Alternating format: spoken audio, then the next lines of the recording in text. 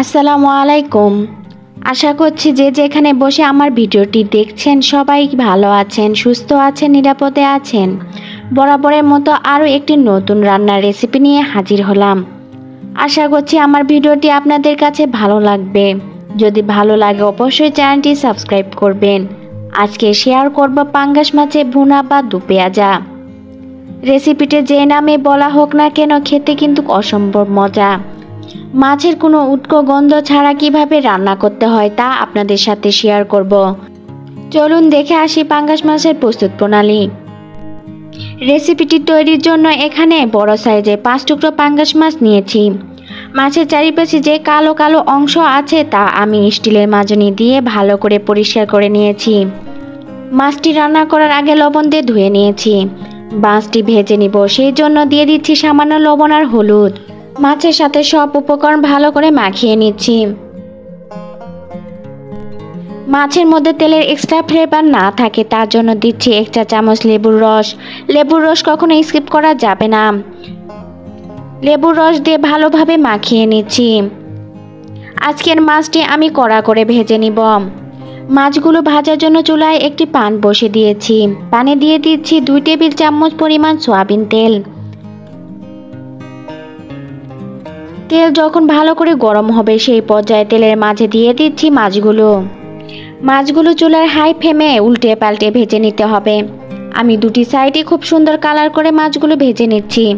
পাঙ্গাস মাছ একটু কড়া করে ভেজে খেতে খুব বেশি মজা লাগে। এখন তেল থেকে মাছগুলো একে একে করে উঠিয়ে নিচ্ছি। বাকি যে তেলগুলো রয়ে গিয়েছে সেই তেলের মধ্যে দিয়ে দিচ্ছি একটি তেজপাতা, 2টি দারুচিনির টুকরো, দিচ্ছি হাফ কাপ পেঁয়াজ কুচি। পেঁয়াজ ব্রাউন কালার করে ভেজে নিব। আমি আরো 1.5 টেবিল চামচ তেল অ্যাড করছি। পেঁয়াজ ব্রাউন কালার হয়ে গিয়েছে। এখন দিচ্ছি মেজারমেন্ট কাপের হাফ কাপ দিয়ে 1 কাপ পানি।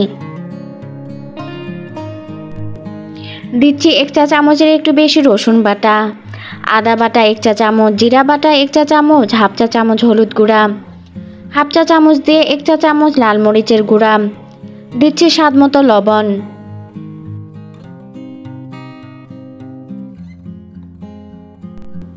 সব মশলা একসঙ্গে মিশিয়ে নিচ্ছি।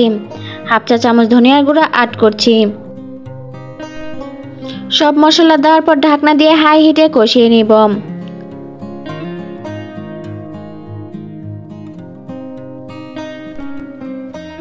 মশলা কষানো হয়ে গিয়েছে। এখন ভাজা মাছগুলো দিয়ে দিচ্ছে এক এক করে।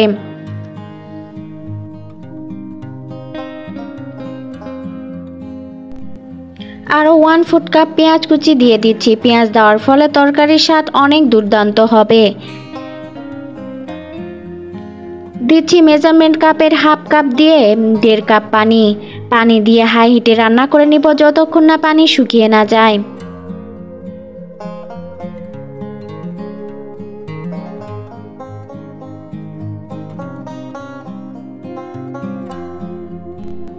পানি অনেকটা শুকিয়ে গিয়েছে। এখন দিচ্ছি 4টি কাঁচা মরিচ ফ্লেভারের জন্য। ঢাকনা দিয়ে তরকারি বাকি পানিগুলো শুকিয়ে নিব। তরকারি সব পানি শুকিয়ে গিয়েছে। এখন হাফ চা চামচ গরম মশলা দিচ্ছি।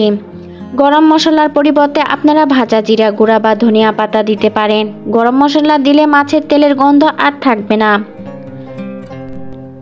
আমার পাঙ্গাস মাছ রান্না শেষ। এখন পরিবেশন করব। এভাবে পাঙ্গাস মাছের ভুনা বা দুপেঁয়াজা করলে দেখবেন মাছ বা মাংস কিছুই লাগবে না। আমার ভিডিও ভালো লাগলে আমার চ্যানেলটি অবশ্যই সাবস্ক্রাইব করে আমার পাশে থাকবেন। আল্লাহ হাফেজ।